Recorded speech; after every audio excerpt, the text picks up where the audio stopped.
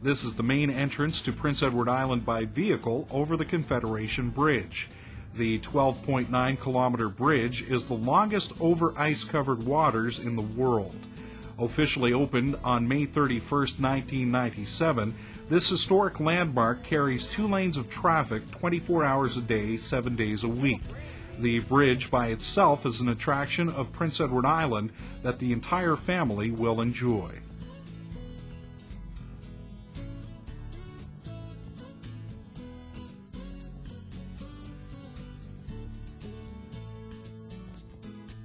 Borden Carlton features numerous shops and services as well as an introduction into the history and culture of the island. You can find out more information about the Confederation Bridge as well. Gateway Village portrays a turn-of-the-century PEI streetscape encompassing an exposition pavilion, food and retail services, a visitor information center. Traveling east leads to the village of Victoria. There are 2 lighthouses in the area, as well as the Victoria Provincial Park, which is a day-use park featuring playground equipment and an unsupervised beach. The Victoria Seaport Museum is an operating lighthouse with exhibits of Victoria's history. The Bonshaw Car Life Museum features over 20 automobiles, tractors, farm equipment, and other wheeled vehicles from the 19th century. The highlight is a 1959 Cadillac, once owned by Elvis Presley.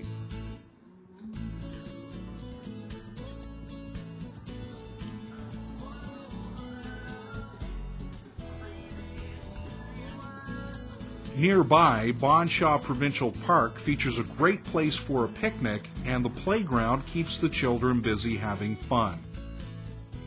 Traveling further on Trans-Canada Highway No. 1 is Strathgartney Provincial Park, which has one of the most beautiful scenic views of all the provincial parks, with campsites located high on a hill overlooking Strathgartney River. There is a popular nature trail located here as well. While traveling east on Trans-Canada Highway No. 1, look for a sign that will direct you to Route 19 towards Rocky Point.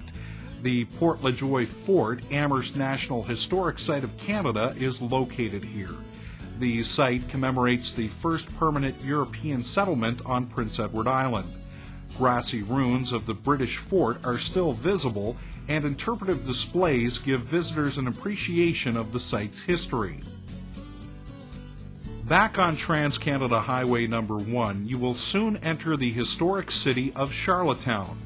The city of Charlottetown is extremely proud of its very special place in history as the birthplace of Confederation, for it was where the first meeting of the Fathers of Confederation was held in 1864. The city of Charlottetown, named in honor of Queen Charlotte of England, was incorporated as a city in 1855. Province House National Historic Site is the birthplace of Confederation and the seat of Prince Edward Island's provincial legislature since 1847. Visitors can learn about the history of the site and the current Legislative Assembly through guided tours. Here we are actually in the theatre of Province House National Historic Site of Canada, and this is generally where the tours of Province House begin. The clientele coming in would come in and get seated comfortably, and the tour guide who's going to begin the tour would let them know that this National Historic Site is significant because it's the meeting place of the Fathers of Confederation in 1864. So round the bend up here and take a right, we're going to actually be viewing Confederation Chamber, which was the meeting place of the delegates, the political delegates who arrived here in 1864.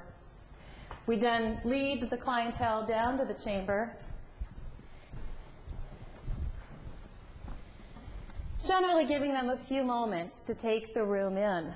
The room has been restored by Parks Canada to have the appearance it would have had in 1864. So a few moments of reflection is usually a good thing to begin with. At this point, we would then discuss a bit of the architecture of the building. its other reason for designation, if you will, being a fine example of neoclassical architecture, and the fact that many of the original furnishings are still present throughout this floor.